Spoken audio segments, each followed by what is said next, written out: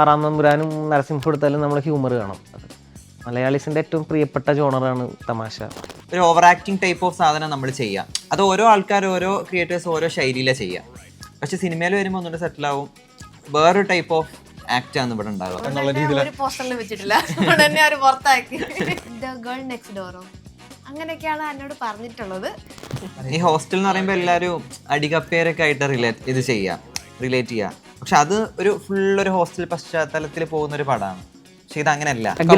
സെറ്റിലും മമ്മൂട്ടി പുള്ളിയുടെ അടുത്ത് വളരെ ആൾക്കാർക്ക് എന്താണ് വേണ്ടത് നോക്കി കൊടുക്കുക എന്നുള്ളതാണ് ഞാൻ ശ്രമിക്കാറ് റീലിനകത്തൂടെ. എൻ്റെ ഓഡിയൻസിന് ഏറ്റവും കൂടുതൽ ഇഷ്ടം എൻ്റെ റീക്രിയേഷൻ വീഡിയോസ് ആണ്. ഞാനൊരു പാട്ട് അതുപോലെ കോസ്റ്റ്യൂം ഇതൊക്കെ ഇട്ടിട്ട് അങ്ങനെ റീക്രിയേറ്റ് ചെയ്യാൻ അത് ഭയങ്കര ഇഷ്ടമാണ്. ഞങ്ങളൊരു ഗ്രൂപ്പ് ഫോട്ടോ ഇട്ടപ്പോ ഇവരോട് ചോദിച്ചു അത് മാലാഖയിലെന്ന് വെച്ചപ്പോ അവര് പറഞ്ഞു മേഘാലയ. അങ്ങനെ നമ്മുടെ ഉള്ളിലൊരു പേടി വെച്ചിട്ട് നമ്മൾ എപ്പോഴൊക്കെ അഭിനയിച്ചാലും ആ ഫേസ് കറക്റ്റാവണമെന്നില്ല. നമ്മൾ ആ പേടി മറയ്ക്കാൻ വേണ്ടി എക്സ്പ്രഷൻസ് ഒക്കെ ഇടും. അത് ചിലപ്പോൾ ഓവർ ആക്ടിങ് ആയിട്ട് ആൾക്കാർക്ക് ഈവൻ പ്രേമലുവിനൊക്കെ മുമ്പേ ഞാൻ ആലോചിച്ച സിനിമയാണ് അയാം കാതലൻ. നസ്ലിനെ ഞാനൊരു ഹീറോ ആയിട്ടാണ് തണ്ണീർമത്തൻ ദിനങ്ങൾ കഴിഞ്ഞ കണ്ടു ഇരുന്നത്. എനിക്ക് യാതൊരു അത്ഭുതമില്ല നസ്ലിൻ്റെ വളർച്ചയിൽ. ചിലപ്പോൾ ഇപ്പോൾ ഫാമിലിയുടെ കൂടെ ഒക്കെ ചിലപ്പോൾ പുറത്ത് പോകുമ്പോൾ അവരോട് നിന്ന് സംസാരിക്കുമ്പോൾ ഫോട്ടോ എടുക്കും. ചിലപ്പോൾ അങ്ങനെ ചോദിക്കുമ്പോൾ ചെറിയായിട്ട് പെട്ടെന്ന് ഒരു തോന്നാം. പിന്നെ നമ്മൾ റിയലൈസ് ചെയ്യും അവരുണ്ടെങ്കിലേ നമ്മളുള്ളൂ. ചിരിപ്പിക്കാനും പേടിപ്പിക്കാനും ഒരു സംഘം യുവാക്കളും ഒരു വാർഡനും തിയേറ്ററിലേക്ക് എത്തുകയാണ്. മഹാരാജ ഹോസ്റ്റൽ സിനിമയുടെ വിശേഷങ്ങളുമായി അഖിലൻ നാടി, അഖിൽ ഷാ, സജിൻ ചെറുകയിൽ ആൻ മരിയ ആണ് നമുക്കിപ്പോൾ ഉള്ളത്. ഒരു സംഘം യുവാക്കൾ ഒരു വാർഡൻ. അപ്പൊ ഞാൻ യുവാവല്ലെന്ന് അതിൻ്റെ ഒരു മാനദണ്ഡത്തിൽ അല്ല, ചേട്ടനെ എപ്പോൾ കണ്ടാലും യുവാക്കളുടെ കൂടെ തന്നെയാണ് ഉള്ളത്. അതുകൊണ്ട് തന്നെ നമുക്ക് യുവാക്കളുടെ കൂട്ടത്തിൽ പറഞ്ഞു. അല്ല, വാർഡൻ എന്ന് പറയുമ്പോൾ നമുക്കൊരു റെസ്പെക്ട് കൊടുക്കല്ലേ. ഓക്കെ, ഇപ്പോൾ ഈ സോഷ്യൽ മീഡിയ താരങ്ങൾ ബിഗ് സ്ക്രീനിലേക്ക് അങ്ങനെ ഒരു ഹെഡ്ലൈൻ കേൾക്കുമ്പോൾ അല്ലെങ്കിൽ ഹെഡ്ലൈൻസ് വായിക്കുമ്പോൾ കേൾക്കുമ്പോൾ നിങ്ങൾക്ക് തോന്നുന്ന ഒരു ഫീൽ എന്താണ്? ഞങ്ങൾക്ക് പ്രൗഡ് മൂമെൻ്റ് ആണ്. കാരണം ഒരു അച്ചീവ്മെൻ്റ് അല്ലേ, ഞങ്ങൾക്ക് കിട്ടുന്ന ഒരു അവാർഡ് പോലെയാണ് സിനിമയിലിട്ട് വിളിക്കാന്ന് പറയുന്നത്. ഇപ്പോൾ ഇതൊരു ഹോസ്റ്റലിൻ്റെ പശ്ചാത്തലത്തിൽ നടക്കുന്ന കഥയാണ്. എന്താണ് ഈ മഹാരാജ ഹോസ്റ്റലിൻ്റെ പ്രത്യേകത എന്ന് ഒന്ന് പറയാം? മഹാരാജ ഹോസ്റ്റൽ എന്ന് പറയുന്നത് വളരെ ചെറിയ രീതിയിൽ പറഞ്ഞു കഴിഞ്ഞാൽ എനിക്കത് എത്രത്തോളം റിവീൽ ചെയ്യാൻ പറ്റുന്ന എനിക്കറിയില്ല. പക്ഷേ കോളേജിൽ വരുന്നൊരു 3 കുട്ടികൾ അവരുടെ കയ്യിൽ കുറച്ച് പോക്കറ്റ് മണി ലാഭിക്കാൻ വേണ്ടി കുറച്ചുകൂടി താഴെത്തട്ടിലുള്ളൊരു ഹോസ്റ്റലിലേക്ക് മാറുന്നതും അവിടെ നടക്കുന്ന സംഭവങ്ങളുമാണ് ആക്ച്വലി മഹാരാജ ഹോസ്റ്റൽ എന്ന് വേണമെങ്കിൽ പറയാം. ഓക്കെ, നട്ഷൽ. നമ്മൾ ടീച്ചർ കേൾക്കുമ്പോൾ പറയുന്നത് വാർഡൻ MGR അല്പം ടെററാണ് എന്നുള്ളൊരു ഫീൽ വരുന്നത്. ടെററാണ്, അത്തരത്തിലുള്ള ഒരു സൈഡ് ഈ വാർഡൻ ഉണ്ട് എന്നുള്ളതാണ്. ഓക്കെ, നിങ്ങൾക്ക് കാണാത്തൊരു വാർഡൻ എന്താണ് നമുക്ക് ആ ഒരു ഇതുവരെ കാണാത്തൊരു വാർഡൻ എന്ന് പറയുമ്പോൾ സാധാരണ നമുക്ക് അല്ലേ, അല്ല സാധാരണ എല്ലായ്പ്പോഴും നമ്മൾ വാർഡൻ എന്ന് പറഞ്ഞ് കാണിക്കുന്നത് ഒന്നെങ്കിൽ ഒരു സിനിമയിൽ ഒരു പള്ളിയിലച്ഛനായിരിക്കും ഒരു ക്യാരക്ടർ, അല്ലെങ്കിൽ അത്യാവശ്യം പിള്ളേരെ എല്ലാം ഉറക്കി കിടത്തി വെള്ളം അടിക്കുന്ന, അല്ലെങ്കിൽ പുള്ളിയുടെ കുറച്ച് തരിയുടെ ഉണ്ടാവും, അങ്ങനത്തെ ഒരു ക്യാരക്ടറായിരിക്കും. ഇതിൽ നിന്നൊക്കെ വേറൊരു സ്റ്റൈലാണ് ഈ വാർഡൻ. അതായത് ഇവരിപ്പോ ഒരു കുറച്ചുകൂടി സ്വാതന്ത്ര്യത്തിന് വേണ്ടിയിട്ടാണ് ഈ ഒരു ഹോസ്റ്റലിലേക്ക് മാറുന്നത്. പക്ഷെ ഇയാളെ കുറച്ച് സ്ട്രിക്റ്റ് ആണ്. ഇയാൾ മാത്രമേ ഉള്ളൂ ഇതിൽ ഇവരെ സംബന്ധിച്ചിടത്തോളം ഒരു ശല്യം എന്നുള്ളതാണ് ആ ഒരു MGR എന്നൊക്കെ പറയുന്നത് എൻ്റെ ഒരു കാണിച്ചത്. നല്ല മനസ്സുള്ള ഒരു വാർഡൻ.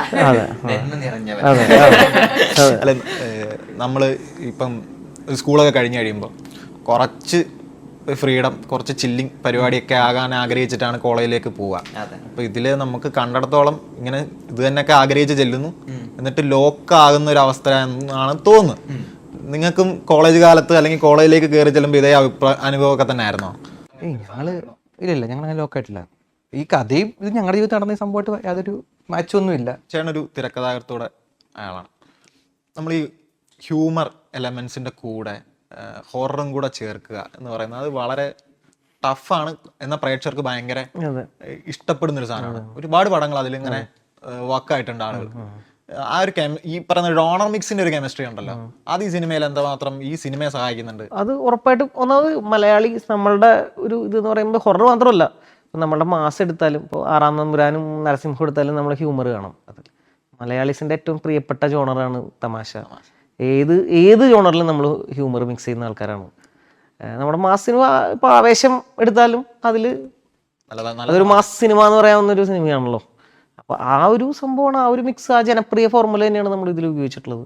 അത് വർക്കാവുന്ന പ്രതീക്ഷിക്കുന്നു. എനിക്ക് തോന്നുന്നു നിങ്ങൾ നല്ലപോലെ നിങ്ങളുടെ റീൽസിലാണെങ്കിലും ഒക്കെ ആണെങ്കിലും കോമഡി എന്ന് പറയുന്നത് അതിനകത്തെ എന്താ കോർ എലമെന്റ് അത് തന്നെയാണെന്ന് പറയാം. ഏറ്റവും കൂടുതൽ മാർക്കറ്റുള്ള സംഭവം ഈ പറഞ്ഞ കോമഡി തന്നെയാണ്. ഓക്കെ, അത് നമ്മുടെ റീൽസിൽ ചെയ്യുന്ന പോലെ അല്ലല്ലോ സിനിമയിലേക്ക് വരുമ്പോൾ നമ്മുടെ ഒരു അഭിനയ ശൈലിയും സാധനമൊക്കെ മാറ്റേണ്ടി വന്നത്.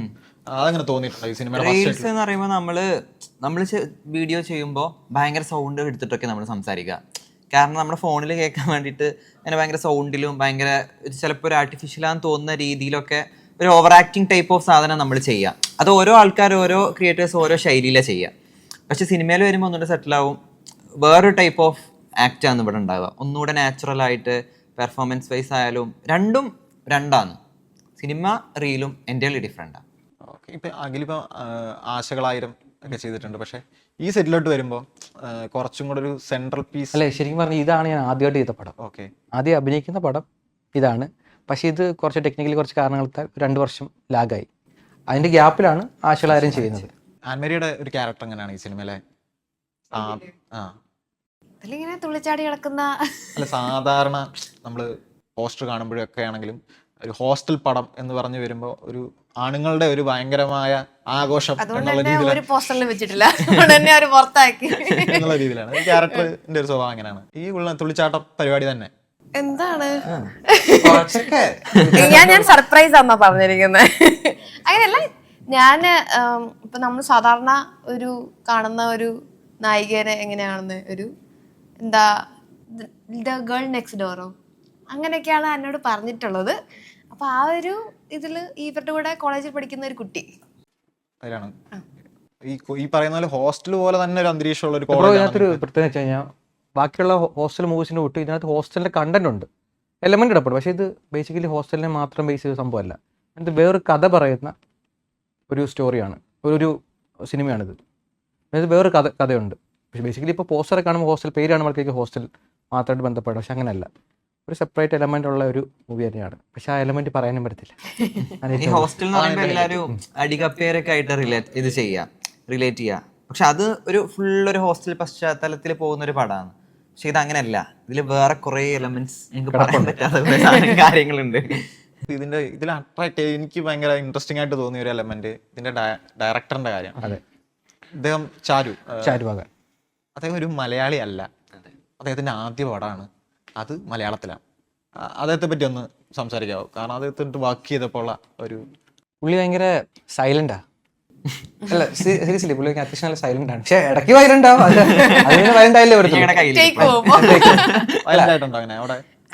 അങ്ങനെ ഓവർ ആയിട്ടില്ല, പ്രശ്നമായിട്ട് കാണുന്നു ഇല്ല. പക്ഷെ പുള്ളി അത്യാവശ്യം അഖിലനാട്ടിയായിരുന്നു സെറ്റിലും മമ്മൂട്ടി. പുള്ളിയുടെ അടുത്തുള്ള അല്ല, അദ്ദേഹം നല്ലപോലെ മലയാള പടങ്ങൾ ഫോളോ ചെയ്യുന്ന ഒരാളാണ്. അതെ, ഫസ്റ്റ് ഷോ ഒക്കെ പോയി കാണും. നമ്മളൊക്കെ ഈവൻ അവിടെ ആയിരുന്ന സമയത്ത് പോലും ഒരു മൂവി ഇറങ്ങിയ നല്ലപോലെ എഫേർട്ട് ഇട്ടാണ് പുള്ളി നിൽക്കുന്നത് അവിടെ. കാരണം ഒരുപാട് സ്ട്രഗിൾസ് ഉണ്ടായിട്ടും മലയാളി പോലും അല്ല, ഇപ്പോൾ ഇവിടെ വരുമ്പോൾ മാക്സിമം സ്ട്രഗിൾസ് വരാം, അതിനൊക്കെ പുള്ളി ഓവർകം ചെയ്താണ് ഇപ്പോഴും വരെ വന്നിരിക്കുന്നത്. മലയാളം മൂവീസിന് അത്രയും ഇഷ്ടമായിട്ട് ഒരു മലയാളം മൂവി ചെയ്യണമെന്നുള്ള ഭയങ്കര ഒരു ആഗ്രഹത്തില് ഒന്നാണ്. ഡയറക്ടർ മാത്രമല്ല പ്രൊഡ്യൂസേഴ്സ് തെലുങ്ക് ഇൻഡസ്ട്രിയിൽ നിന്ന് വന്ന് നമ്മുടെ ഇൻഡസ്ട്രിയിൽ വന്നൊരു സിനിമ ചെയ്യണം. ഞാൻ അദ്ദേഹത്തെ ഈ ഡയറക്ടറിനോട് ഞാൻ അദ്ദേഹത്തിനോട് ഇന്റർവ്യൂവിന് ഇരിക്കുമോ എന്ന് ചോദിച്ചിരുന്നു. അപ്പൊ അദ്ദേഹം എന്നോട് പറഞ്ഞ മറുപടി ഭയങ്കര ഇൻട്രസ്റ്റിംഗ് ആയിട്ടാണ്. ഞാൻ മലയാളം ഭയങ്കര ഫ്ലുവൻ്റ് ആയിട്ട് എനിക്ക് അത് നിങ്ങളെപ്പോലൊക്കെ തന്നെ സംസാരിക്കുന്ന പോലെ വന്നിട്ട് ഞാനൊരു ഇന്റർവ്യൂ തരാം എന്നുള്ള രീതിയിലാണ് അദ്ദേഹം സംസാരിച്ചത്. ഞങ്ങളിത് 2 കൊല്ലം കേട്ടു തുടങ്ങി. അദ്ദേഹത്തിന് ഹെൽപ്പ് ചെയ്തിട്ടുണ്ടോ? അല്ല, പുള്ളി അത്യാവശ്യം നന്നായിട്ട് മലയാളം സംസാരിക്കുന്ന ആൾ തന്നെയാണ്. പക്ഷെ ആ കോൺഫിഡൻസ് ആയിട്ടില്ലെന്ന് തോന്നുന്നു, ഒരു ഇന്റർവ്യൂ ഒക്കെ കൊടുക്കാൻ വേണ്ടി മാത്രം. കേട്ടാൽ നല്ലപോലെ മനസ്സിലാവും, പക്ഷെ പറയാൻ കുറച്ച് സ്ട്രഗിൾസ് ഉണ്ട്. അതുകൊണ്ടായിരിക്കും. ആൻമരിയ ഒരു ഫുഡ് എഞ്ചിനീയറിംഗ് പഠിച്ച ആളാണ്. സിനിമയിലേക്ക് എത്തിപ്പെടുന്നത് എങ്ങനെയാണ്? ആക്ടിങ് ആണ്. ഞാൻ എഞ്ചിനീയറിംഗ് കഴിഞ്ഞ് ഒരു വർക്ക്ഷോപ്പ് അറ്റൻഡ് ചെയ്തിരുന്നു. ഞാൻ കോവിഡ് ടൈമിൽ പാസ് ഔട്ടായി. അപ്പോൾ ജസ്റ്റ് ഒന്ന് ഒരു പുറത്തേക്ക് ഞാൻ ഭയങ്കര അകത്തോട്ടായി പോയിരുന്നു. അപ്പോൾ ചുമ്മാ ആൾക്കാരൊക്കെ കാണാനൊക്കെ ആയിട്ട് ഒരു വർക്ക്ഷോപ്പ് കൂടി. അപ്പോൾ വർക്ക്ഷോപ്പിന് ശേഷമാണ് എന്നോട് അവിടുത്തെ സാർ ഇങ്ങനെ ട്രൈ ചെയ്യ്, ചിലപ്പോൾ ലൈക്ക് ടാലൻ്റ് ഉണ്ടെന്നുള്ള രീതി വന്നത്. അപ്പം അങ്ങനെ ആ ഒരു ഷോർട്ട് ഫിലിമിൽ അഭിനയിച്ചത്. അപ്പം അങ്ങനെ ആ ഒരു ഷോർട്ട് ഫിലിം ഫസ്റ്റ് കിസ് പറഞ്ഞ ഷോർട്ട് ഫിലിം ആയിരുന്നു. അപ്പം അത് കണ്ടിട്ടാണ് ഇവരെന്നെ കോൺടാക്ട് ചെയ്തത്. എനിക്കത് ഇറങ്ങി ഒരു 1 ഇയറോളം കഴിഞ്ഞപ്പോഴാണ് ഇവരിങ്ങനെ ഇതിൽ കണ്ട കുട്ടീനെ പോലത്തെ ഒരാളെ ഇവർക്ക് വേണമെന്ന് തോന്നി. അപ്പം ഈ കുട്ടീനെ തന്നെ കോണ്ടാക്ട് ചെയ്യാന്ന് വെച്ച് അങ്ങനെ കോണ്ടാക്ട് ചെയ്താണ് ഇത്. ഓക്കെ, നിങ്ങൾ എല്ലാവരും ഒന്നല്ലെങ്കിൽ വേറൊരു രീതിയിൽ കോണ്ടന്റ് ക്രിയേറ്റേഴ്സ് തന്നെയാണ്. അതെ. അല്ല ചേട്ടൻ മാത്രമല്ല,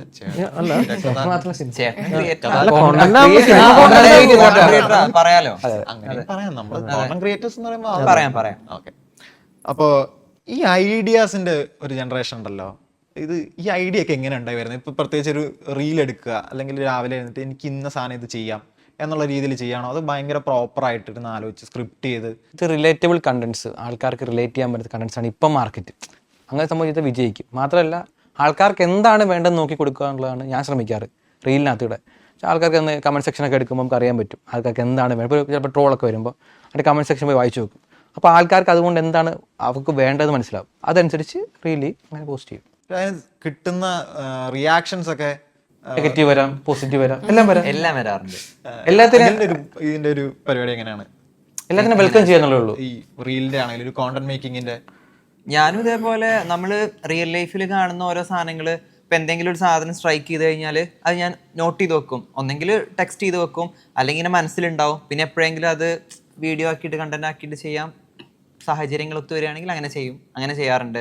ചിലപ്പോൾ വല്ല സിനിമ കാണുമ്പോൾ എനിക്ക് ഇൻസ്പയർ ആയിട്ട് അതിന് എന്തെങ്കിലും ഒരു ടോപ്പിക് കിട്ടിയിട്ട് അതൊരു കണ്ടന്റ് ആക്കി മാറ്റാറുണ്ട്. പിന്നെ എനിക്ക് എൻ്റെ ഓഡിയൻസിന് ഏറ്റവും കൂടുതൽ ഇഷ്ടം എൻ്റെ റീക്രിയേഷൻ വീഡിയോസാണ്. ഞാനൊരു പാട്ട് അതുപോലെ കോസ്റ്റ്യൂം ഇതൊക്കെ ഇട്ടിട്ട് അങ്ങനെ റീക്രിയേറ്റ് ചെയ്യാൻ അത് ഭയങ്കര ഇഷ്ടമാണ്. അതിന് ഭയങ്കര ഫാൻസാ. അങ്ങനെ എന്തെങ്കിലും ഉപയോഗപ്പെടുത്തിയിട്ടുണ്ടോ ഈ സിനിമയിൽ? ഇല്ല, അതായത് സിനിമ ഞങ്ങൾ വേണ്ടെന്ന് പറഞ്ഞു. അതെ, ഇപ്പൊ ചേട്ടനാണെങ്കിലും ഒരു ഫിലിമിൽ ഒരു സ്ക്രീൻ പ്ലേ എന്നുള്ള രീതിയിൽ സമീപിക്കുമ്പോൾ അതിന് ചേട്ടൻ എടുക്കുന്ന ആ കോണ്ടന്റ് കിട്ടാൻ വേണ്ടി ചേട്ടൻ എടുക്കുന്ന ഒരു രീതി എങ്ങനെയാണ്? കാരണം അയാം കാതലിനൊക്കെ ഹാക്കിങ്ങിനൊക്കെ നമുക്ക് എവിടെ വേണമെങ്കിലും പ്ലേസ് ചെയ്യാം. സാധാരണ നമ്മൾ കണ്ടിട്ടുള്ള രീതി എന്ന് പറഞ്ഞാൽ ഹാക്കർ എന്ന് പറഞ്ഞാൽ നമുക്ക് പരിചയിച്ച ഒരു സ്റ്റീരിയോ ടൈപ്പ് രൂപം പോലെ ഉണ്ട്, ഡ്രസ് കോസ്റ്റ്യൂം ഒക്കെ ഉണ്ട്. അതൊക്കെ മാറ്റി വളരെ വേറൊരു രീതിയിൽ അതിനെ പ്ലേസ് ചെയ്തു.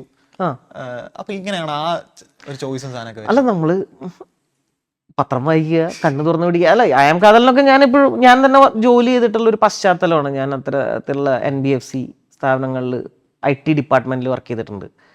അപ്പോൾ അങ്ങനെ അത്തരത്തിൽ ഇവരുടെ ഇപ്പോൾ ഒരു യൂട്യൂബ് അല്ലെങ്കിൽ ഇൻസ്റ്റാഗ്രാം കണ്ടന്റ് പോലെയല്ലോ സിനിമ എന്ന് പറയുമ്പോൾ. കുറച്ചും കൂടിയും അതിന് കുറച്ചുകൂടി സമയം നമ്മൾ വർക്ക് ചെയ്യണം, കുറച്ചുകൂടി അധ്വാനമുണ്ട് സിനിമയിൽ. അപ്പോൾ അടിസ്ഥാനം നമ്മൾ കാണാൻ ആഗ്രഹിക്കുന്ന ഒരു സിനിമ എഴുതുക എന്നുള്ള, അല്ലെങ്കിൽ ഒരു സ്ക്രിപ്റ്റ് എഴുതുക എന്നുള്ളതായിരിക്കും ആദ്യം നമുക്ക് ചെയ്യാൻ പറ്റുള്ളൂ. നമ്മളെ ഡിസ്റ്റർബ് ചെയ്യുന്ന, പെട്ടെന്ന് നമുക്കത് സിനിമയാക്കി മാറ്റാൻ പറ്റില്ലല്ലോ ഒരു സ്ക്രിപ്റ്റ്.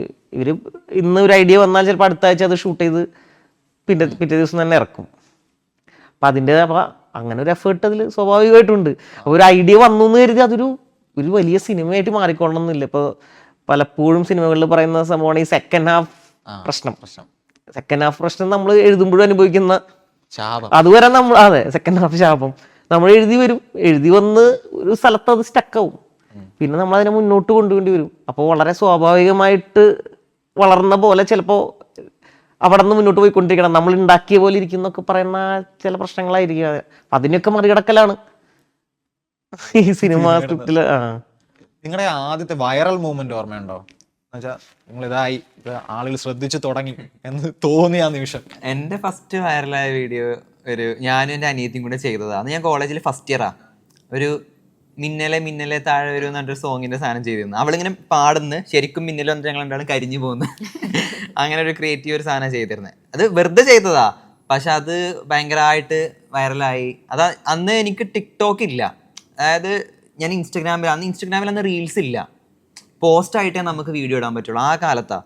അപ്പോൾ ഞാൻ പോസ്റ്റാക്കി ഇട്ടൊരു വീഡിയോ അത് അന്ന് ഷെയർ പോയി. പിന്നെ അത് സ്നാപ്ചാറ്റിൽ വന്ന്, അങ്ങനെ വാട്സപ്പിലൂടെ വന്നു. അങ്ങനെ എൻ്റെ ഫസ്റ്റ് വൈറൽ വീഡിയോ അതാണ്. അഖിലിൻ്റെ ഒരു അക്ഷയ സെൻറ്ററിൻ്റെ ഒരു വീഡിയോ ആദ്യമായിട്ട് വൈറലായി. അക്ഷയ സെൻറ്റർ നടക്കുന്ന ഒരു സംഭവം തമാശ രൂപമാണ് കാണിച്ചപ്പോൾ അത് അത്യാവശ്യം റീച്ചായി. അവിടുന്ന് പിന്നെ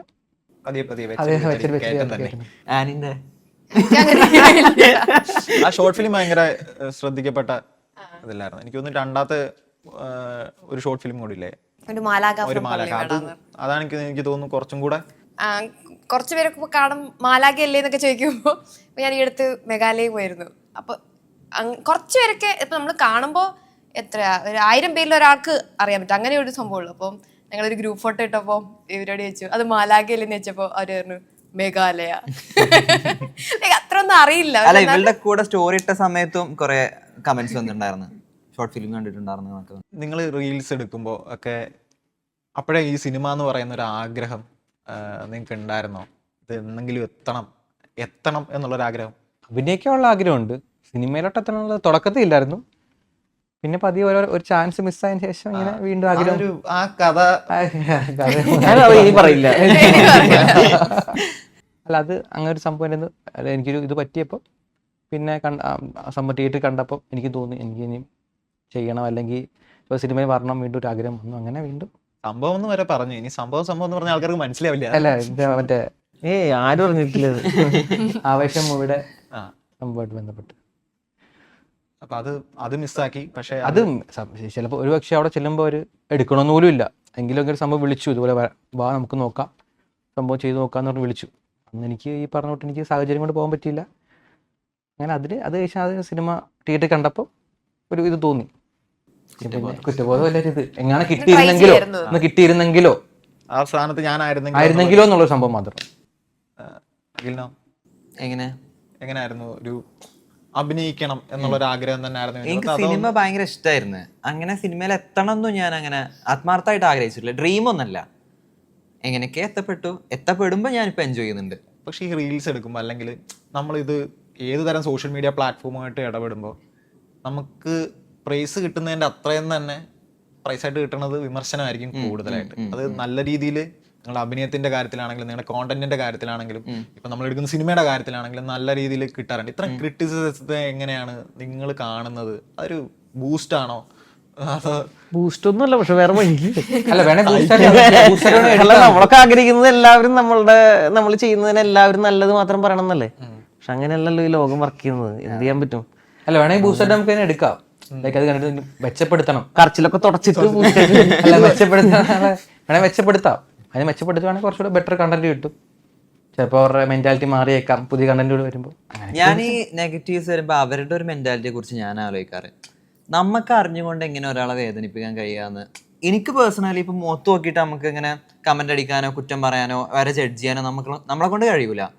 അപ്പൊ ഇവര് എന്ത് ഇപ്പൊ നമ്മളെ ബോഡി ഷേമിങ് ആയിക്കോട്ടെ, സെക്ഷുവലൈസേഷൻ ആയിക്കോട്ടെ, ജെൻഡർ, അതൊക്കെ വെച്ചിട്ട് ഇങ്ങനെ കളിയാക്കുമല്ലോ. എങ്ങനെ ഒരാൾക്ക് അവർക്ക് നേരിട്ട് വരത്തില്ലായിരിക്കും, അതുകൊണ്ടാണ് അവർ കമന്റ് സെക്ഷൻ വിർച്വലായിട്ടുള്ള ഒരു ഐഡിക്ക് എന്തോ അതാണ്. എന്നാലും ഒരാളെ മനസ്സ് വേദനിപ്പിക്കല്ലേ, ഒരാളെ മനസ്സ് വേദനിപ്പിച്ചിട്ട് നമ്മൾ വേറെ എന്ത് നല്ല ചെയ്തിട്ടും ഒരു കാര്യമില്ല എന്നാണ് ഞാൻ കരുതുന്നത്.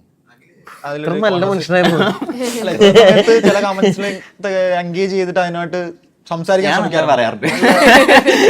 നല്ല രീതിയിൽ അത് തന്നെ കണ്ടന്റ് ആയിട്ട് വരാറില്ലേ? ചെയ്യാറുണ്ട്. ഇപ്പം അഖിലിന്റെ കാര്യം എടുത്താലും ഈ വിമർശനം എന്ന് പറയുമ്പം രണ്ടും അഖിലായതുകൊണ്ട് നമുക്ക് ഈ അഭിനയത്തെ പറ്റിയൊക്കെ ആദ്യകാലങ്ങളിൽ റീലിലെ അഭിനയത്തിനെ പറ്റിയൊക്കെ പറയുന്നത് റീലിലെ ഒരു സാധനം ഇത് ഓവറല്ലേ എന്നുള്ള രീതിയിലൊക്കെ സാധനം വരാറുണ്ട്. അപ്പൊ അത് സിനിമയിലേക്ക് വരുന്ന കഴിയുമ്പോൾ അതൊരു ബേർഡൻ ആയിട്ടുണ്ടായിരുന്നു. ഇവരെല്ലാം ഇതിന്റെ ഒരു ശൈലി ഇങ്ങനെയാണ് പറയുന്നതെന്നൊക്കെ എപ്പോഴെങ്കിലും. അതിന് പിന്നീടൊരു റീസൺ ആരും അറിയുന്നില്ല. ഞാൻ ഓൾറെഡി രണ്ടോട്ടം പറഞ്ഞു. എനിക്ക് കൊച്ചിനെ തൊട്ട് നല്ല പേടിയാണ് അത്യാവശ്യം. ഈ പറഞ്ഞ തൊട്ട് ഇൻട്രോട്ട് എന്ന് പറയാം. പക്ഷെ ഇൻട്രോട്ട് ആകുമ്പോൾ ഒരു കാരണമുണ്ട്. കാരണം എനിക്ക് എല്ലായിടത്തും പേടിയാണ്. ലൈക്ക് ഇപ്പോൾ ഒരു സ്റ്റേജിൽ കയറാൻ പേടി, നല്ലപോലെ ഉറയ്ക്കും, ആൾക്കാർ സംസാരിക്കാൻ പേടി, കൂട്ടത്തിൽ പോകുമ്പോൾ വെച്ചാൽ നല്ല ഫിയറാണ്. എന്തിനെ പഠിക്കുന്നത് എനിക്കെന്നെ അറിയത്തില്ല. അപ്പം അങ്ങനെ, പക്ഷെ ഉള്ളിൽ ആഗ്രഹമുണ്ട് അഭിനയിക്കണം, നാലാൾ ഇതുകൊണ്ട് അറിയണം എന്നുള്ളൊരു ആഗ്രഹം എപ്പോഴും ഉണ്ട്. അങ്ങനെ ഈ പറഞ്ഞുള്ള സ്കൂളിലായാലും എല്ലാത്തിൻ്റെയും പ്രോഗ്രാമിനൊക്കെ പോവും. അവിടെ കയറി അലമ്പാക്കുമായിരിക്കും, എന്നാലും ഞാനങ്ങ് ചെയ്യും. പക്ഷെ അതിന് ആ പേടി എൻ്റെ ഉള്ളിൽ അപ്പോഴും ഉണ്ടായിരുന്നു. അങ്ങനെ ഇങ്ങനെ ആഗ്രഹങ്ങളൊക്കെ ഉള്ളിൽ വെച്ച് ആ സമയത്താണ് ഈ ടിക്ടോക്ക് കാര്യങ്ങളൊക്കെ വന്നത്. പിന്നെ അതുവഴി നോക്കാം. അങ്ങനെ നമ്മുടെ ഉള്ളിലൊരു പേടി വെച്ചിട്ട് നമ്മൾ എപ്പോഴൊക്കെ അഭിനയിച്ചാലും ആ ഫേസ് കറക്റ്റാവണമെന്നില്ല. നമ്മൾ ആ പേടി മറയ്ക്കാൻ വേണ്ടി എക്സ്പ്രഷൻസ് ഒക്കെ ഇടും.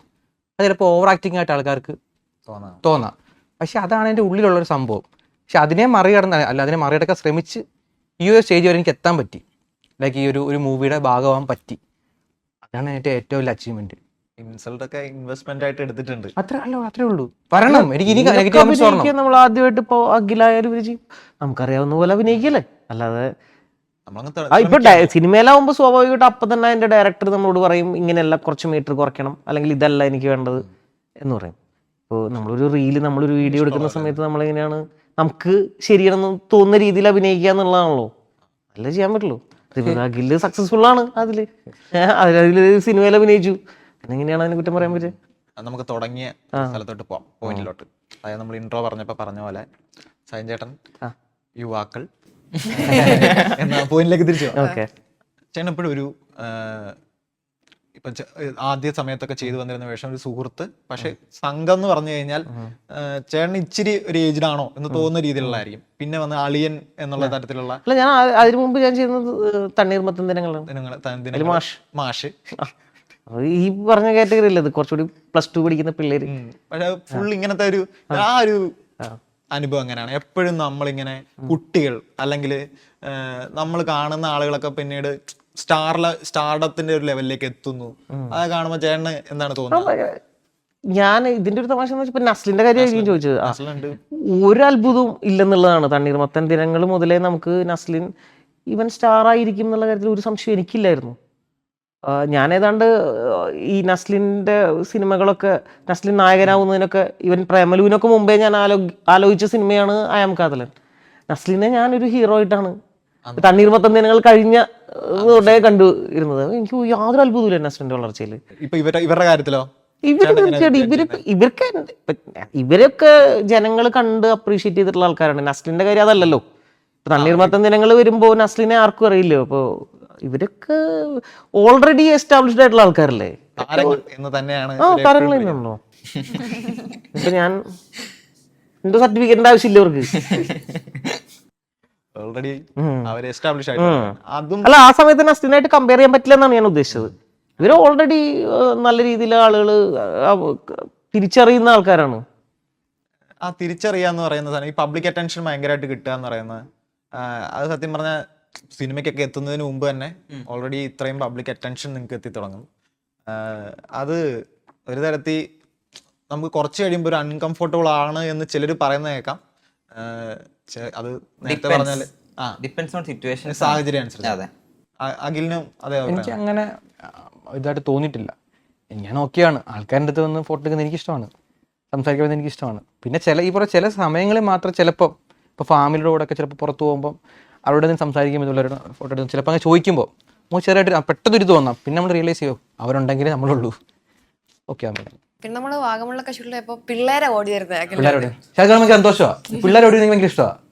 പിള്ളേരെ ഇഷ്ടമാണ്. അപ്പോൾ പിള്ളേർക്ക് വേണ്ടിയാണ് ഏറ്റവും കൂടുതൽ വീഡിയോസ് ചെയ്തിട്ടുള്ളത്. പിള്ളേർക്ക് വേണ്ടിയാണ്. എനിക്ക് അവരെ എൻജോയ് ഇത് ചെയ്യണം. കാരണം അവരുടെ സ്നേഹം എന്ന് വെച്ചാൽ ഭയങ്കര റിയലാണ്. അവർക്ക് പ്രത്യേകിച്ച് മൂടിയൊക്കെ അറിയത്തില്ല. അപ്പം കാണും അഖിലേട്ടാന്ന് പറഞ്ഞാൽ അതൊരു നമുക്കൊരു ഭയങ്കര ഹാപ്പിനെസ്സും ഏറ്റവും വലിയ ബൂസ്റ്റിങ് അത് തന്നെ. മഹാരാജാസ് ഹോസ്റ്റൽ എന്ന് പറയുന്ന സിനിമ, അത് എന്ത് തരം ഒരു ഓഡിയൻസ്, ഒരു പർട്ടിക്കുലർ ഓഡിയൻസിനെ ഫോക്കസ് ചെയ്തുകൊണ്ടായിരിക്കുമോ, അതോ എല്ലാവർക്കും ആസ്വദിക്കാൻ പറ്റും? അല്ല, എല്ലാവർക്കും ആസ്വദിക്കാൻ പറ്റുന്ന ഒരു സിനിമയായിരിക്കും. ഫാമിലി ഓഡിയൻസിന് അതെ, കുട്ടികൾ തൊട്ട് എല്ലാവർക്കും, ഫാമിലിക്ക് എല്ലാവർക്കും ആസ്വദിക്കാൻ പറ്റും. കോളേജ് ഹോസ്റ്റൽ ആയതുകൊണ്ട് നമ്മള് ചെക്കന്മാർക്കും എല്ലാവർക്കും ആസ്വദിക്കാൻ പറ്റുന്ന ഒരു ടൈപ്പ്. ഈ ഒരു ഹൊറർ കോമഡി സിനിമ എന്ന് പറയുമ്പോൾ നമ്മൾ ആദ്യം പറഞ്ഞു മലയാളത്തിൽ ഒരുപാട് വന്നിട്ടുണ്ട്. ഹൊറർ കോമഡി എന്ന് കേൾക്കുമ്പോൾ നിങ്ങളുടെ മൈൻഡിലോട്ട് ആദ്യം വരുന്ന ഒരു സിനിമ അതായിരിക്കും? എല്ലാവർക്കും ഒരേപോലെ തന്നെ ഓജി അത് മാറില്ല എന്നുള്ള രീതിയിൽ. അപ്പം എന്തായാലും മഹാരാജ ഹോസ്റ്റല് നല്ല രീതിയിൽ പേടിപ്പിക്കട്ടെ, അതിൽ നല്ല രീതിയിൽ ചിരിപ്പിക്കാൻ സാധിക്കട്ടെ സിനിമയ്ക്ക്. Thank you. Thank you.